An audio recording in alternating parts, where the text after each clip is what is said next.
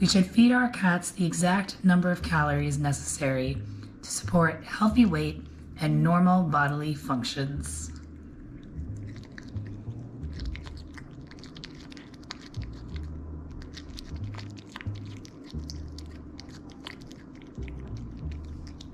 Hey friends, it's Jess Jericho here to teach you how to feed your cat better. So the first step in determining how much to feed your cat is to check your cat's body condition score. We do this by using a body condition score card. So this is what the body condition score card looks like. In this section to the left we have under ideal, so you'll be able to clearly see the ribs, clearly see the bones and the spine on the cat, and then ideal, you'll be able to see a clear indication of the ribs and waist, but not so bony and sticking out. And then over ideal, there's no indication of the waist, there's no indication of the ribs, there's a lot of fat surrounding all of these areas of the body. And then obese is this last one over here on the right, where it's just basically all fat, big round cat. And on the bottom, there's no clear tuck. We use this body condition scorecard to look at our cat, but also feel around on our cat. And this will give you a good indication if your cat is underweight, ideal, or overweight. Every cat is an individual, so it's difficult to just say, here's the weight that your cat should weigh, and that's that. The body condition scorecard really comes in handy for every cat's individual needs. Some breeds are much larger and some breeds are much smaller. So again, the body condition scorecard is more important than saying this is how much your cat should weigh and that's that. So take a look at your cat from above, and you're gonna look for the noticeable indent right around the waist. And then also take a look at your cat from the side. So right here you can see you can see Jericho had a little extra padding on his pouch. So here's Jericho's little pouch. I have a toy distracting him so I can show you. So you'll notice a little bump here, and the primordial pouch is a little extra padding and fat, and that helps protect the cat's sensitive organs. So when the cat bunny kicks on prey or toys, that extra padding there will help protect the cat's stomach and all of his organs. The primordial pouch can also store food and, energy that the cat might need later, but typically the primordial pouch is where fat starts accumulating first.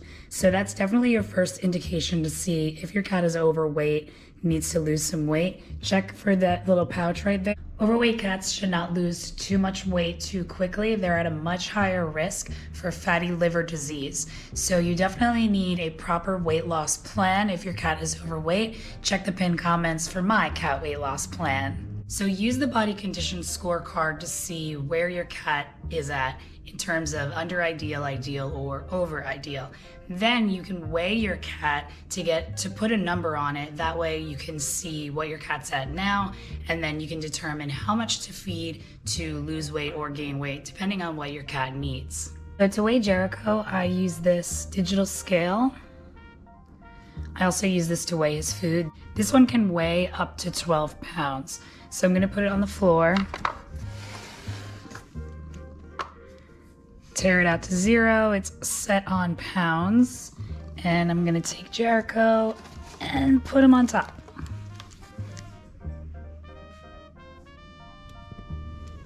So this is an easy way to weigh your cat. Cats love boxes. Jericho actually just jumped into this one by himself. So this will tell you your cat's weight, including the box's weight. So wait for it to stop. Well, as your cat moves around, the number's going to move around as well. So he's about 10.6, and that's including the weight of the box. So now we're going to take Jericho down and kindly get him out of the box. Take the weight of the box. So it's 0.38 and change. And then subtract that from his previous total. So the previous weight with Jericho and the box was about 10.6.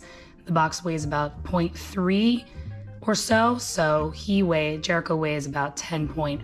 3 pounds. So you'll use the body condition scorecard as well as the cat's numerical weight to determine how much to feed your cat, if your cat needs to lose weight or if your cat needs to gain weight. Next, you'll have to determine the number of calories that you're currently feeding your cat.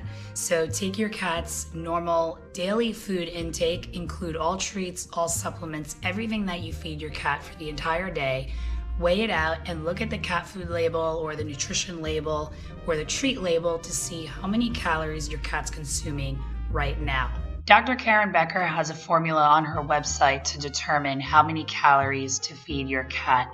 In this example, she states for 10 pounds, the necessary calories to maintain that weight would be 166. However, if you go to the National Research Council's Your Cat's Nutritional Needs and search for calories, they say that an adult cat weighing 9 pounds would consume 250 calories to maintain that weight. So there's really no clear instructions on how many calories to feed and what your cat should weigh.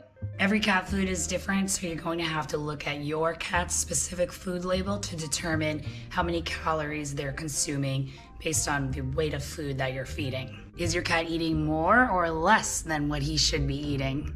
Now, Jericho eats whole carcass ground mouse, and when we look at the label, there's no indication of how many calories equals this or that. If you're feeding raw, the general consensus is to feed between 2 and 4% of your cat's ideal weight. I don't know why we do it this way, but raw food is more nutritious, so maybe that's why. I use this raw food feeding calculator. You can put your cat's weight in pounds or you can switch to kilograms. Then you can choose down here the percentage to feed, and it'll tell you how many ounces per day to feed your cat. Jericho is about 10.3 pounds right now, and I'm working towards a weight of 10. Currently, he's eating 4 ounces of food per day, and he's losing a little bit of weight at the right pace. So I think 4 ounces is good for him, but if I was to go with this calculator, 2% is 3.2 ounces, 3% of that weight is 4.8 ounces. So you really have to judge based on your cat's individual needs. Jericho is insanely active, so I think feeding a little bit more will help him maintain his ideal weight. If you're not sure where to start, just start with 3% and then you can go up or down based on your cat's needs.